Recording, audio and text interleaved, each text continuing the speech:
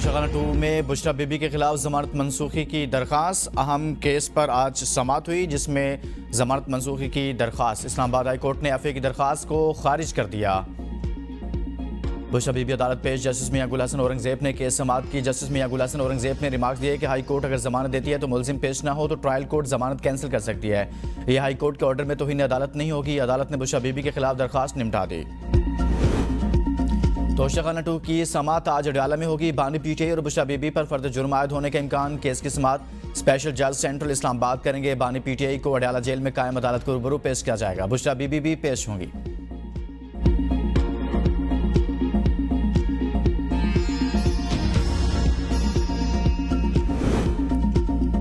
विफाकी anti corruption court टिडाप में corruption scandal के 40 मुकदमात। 10 साल बाद चेयरमैन सेनेट यूसुफ रजा गिलानी के खिलाफ 3 मुकदमात में फैसला महफूज। फैसला रवामा के आखिर में सुनाए जाने का इम्कान। टिडाप करप्शन के 93 मुकदमात एंटी करप्शन कोर्ट में जेर समाअत हैं। मुलजमान पर फ्रिड सब्सिडी की मद में कौमी खजाने को 6 अरब से ज्यादा नुकसान पहुंचाने का इल्जाम है।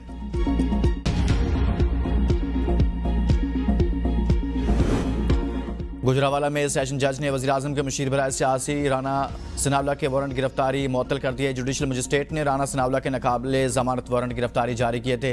राना सनावला पर थाना सैटेलाइट टाउन में पीडीएम के जलसे के दौरान कंटेनर हटाने और पुलिस एहलकारों पर गाड़ी चढ़ाने का मुकदमा दर्ज है।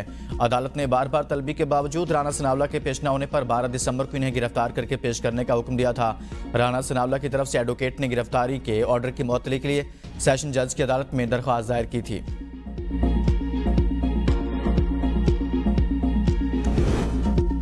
इसहाक डार की पीटीआई को 26 नवंबर की तहकीकात की मशरूत पेशकश। सेनेट से खिताब में कहा, माजी से सबक सीखने की जरूरत। ये अलगार से मसाइल हल नहीं होते। मुझे कुछ गैर मुल्की सफ़ीर मिलने आए, उन्हें बताया कोई हलाकत हुई होगी तो तहकीकात कराएंगे। कोई बंदा मारा गया है तो तहरीक इंसाफ शनाख्ती कार्ड नंबर से में तफसीलात दे। पहले आप 2018 का जवाब दे दें। किसका इलेक्शन था, किसको जितवाया गया?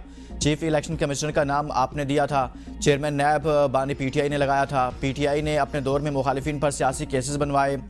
चेयरमैन नैब को बुलाकर केसेस बनाने का कहा जाता था। 9 मई को एहतजाज के दौरान हुदूद करार की गई। ऑपोजिशन लीडर शिबली फराज बोले, सियासी इख्तलाफ को ज़ाती दुश्मनी नहीं बनाना चाहिए। 24 नवंबर तक हम कैसे पहुंचे, इसकी बुनियाद 8 फरवरी को रखी गई। ये मुल्क की सियासी तारीख का स्याह दिन है।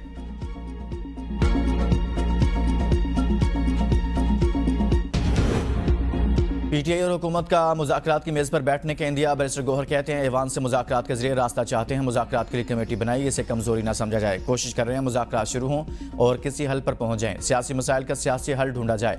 हुकूमत ने मुज़ाकरात के लिए कोई राब्ता नहीं किया। साहबजादा हामिद रज़ा ने कहा, जो भी हमसे मुज़ाकरात करना चाहे वो राब्ता कर सकता है। असम्बली में बात करने से मुज़ाकरात नहीं होते। एबीएन न्यूज़ के प्रोग्राम बदलों में साहबजादा हामिद रज़ा का कहना था कि नायब वज़ीर-ए-आज़म का बयान हुकूमती बयानिए की नफ़ी। मुज़ाकरात शुरू होंगे तो लापता कारकुनों की भी बात करेंगे। दाखिली सलामती की सूरत हाल दरपेश आने पर जनरल फैज़ हमीद से रब्ता रहता था। 9 मई से पहले और बाद में भी फैज़ हमीद से राब्ते में नहीं था।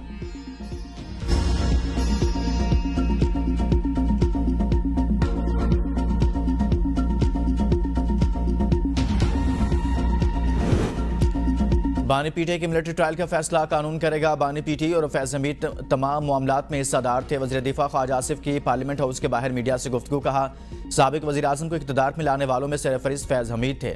दोनों की पार्टनरशिप 9 मई को भी थी और बाद में भी चलती रही। शहादतें सामने आई तो फैज़ हमीद के ट्रायल के असरात दाएँ बाएँ जाएंगे। 2018 इलेक्शन में पीटीआई को हर तरह से सहूलत दी गई।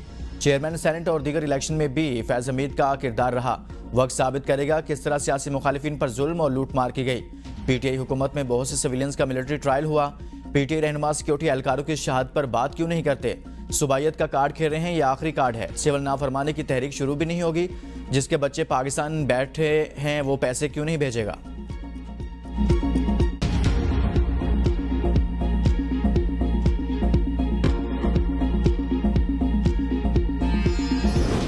पीटीआई चाहती है मुज़ाकरात के जरिए कोई राह निकाली जाए। शेर अफजल मरवत का एबीएन न्यूज़ के प्रोग्राम सवाल से आगे में इज़हार ख्याल कहा, इसमें कोई अना वाली बात नहीं है। मुल्क के लिए अच्छा होगा। मुज़ाकरात के लिए तमाम स्टेक होल्डर्स को बैठना होगा। सोचना पड़ेगा कैसे पाकिस्तान को ऊपर लेकर जाया जाए। बानी पीटीआई और असीर रहनुमा रिहा होंगे तो हालात बेहतर होंगे। बानी को इससे रिलीफ मिलता है तो किसी को तकलीफ नहीं होनी चाहिए। मुज़ाकरात चलते रहते तो बानी पीटीआई 15 से 20 रोज़ में रिहा हो जाते। 26 नवंबर के एहतजाज के बायस बानी की रिहाई का मामला खटाई में पड़ गया। डी चौक में एहतजाज की कॉल बानी पीटीआई की थी।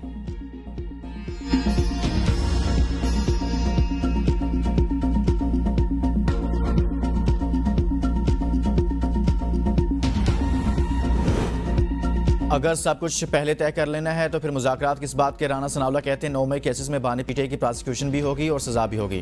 प्रेस रिलीज में जिस तरह बयान किया गया, नहीं लगता फैज़ हमीद को वादा मुआफ गवाह बनाया जाएगा। 9 मई का ट्रायल कहाँ होगा और किसका होगा, फिलहाल बात वाज़ेह नहीं। 9 मई के केसेस अदालत में ही चलेंगे। 9 मई में मुलविस लोगों के खिलाफ कार्रवाई होगी। मुमकिनात में तो कुछ भी हो सकता है। मिलिट्री कोर्ट में ट्रायल होता है तो फिर पता चलेगा।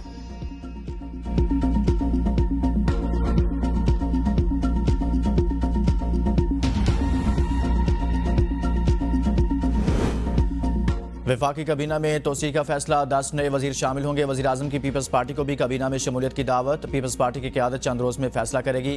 कायद नून लीग मियां नवाज शरीफ की वजीर आजम को काबीना में सीनियर लीगी रहनुमाओं को शामिल करने की हिदायत। 2 ख़वातीन भी शामिल होंगी।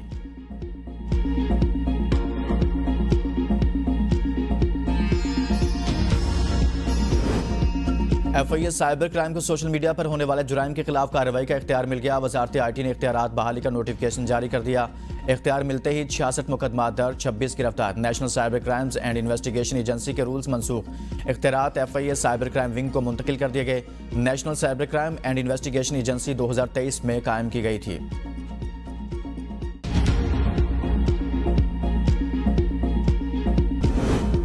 मुल्तान के नेशनल अस्पताल में नामालूम खातून ने नौमौलूद अगवा कर लिया। अगवाकार खातून की CCTV फुटेज मंजर आम पर आ गई। फुटेज में खातून को बच्चा उठाए और वार्ड से बाहर जाते देखा जा सकता है। कबीरवाला के रिहायशी सत्तार के यहाँ गुज़श्ता रोज़ बच्चे की पैदाइश हुई थी। बच्चे के वालिद के मुताबिक वार्ड में नामालूम खातून ने अहले खाना को बच्चे की पैदाइश पर मुबारकबाद दी और बच्चा उठाकर प्यार करने लगी। नामालूम खातून बच्चे को अपने शोहर को दिखाने के बहाने वार्ड के दरवाजे तक ले गई। खातून मौका पाकर बच्चे को लेकर फरार हो गई। बच्चे की अगवा की रिपोर्ट थाना कैंट में दर्ज करा दी गई।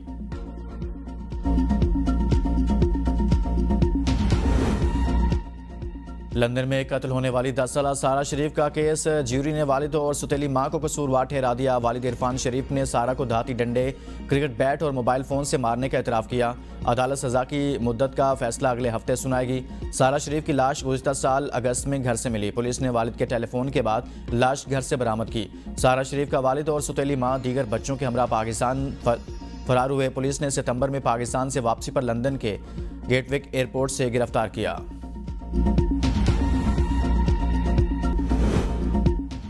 और स्कर्दू रस्तौर में वक्फे से बर्फबारी, तवील अरसे के बाद शहरी इलाकों में दिसंबर के महीने में शदीद बर्फबारी हुई। बालाई इलाकों में 2 से 3 फीट जबकि ब्रजल टॉप के पर 4 फीट से ज़्यादा बर्फ़ पड़ चुकी। मुसलसल बर्फबारी के बायस निज़ाम ज़िंदगी मफलूज, इलाका मकीन घरों में महसूर हो गए। बालाई इलाकों का ज़मीनी राब्ता मुनक़ता।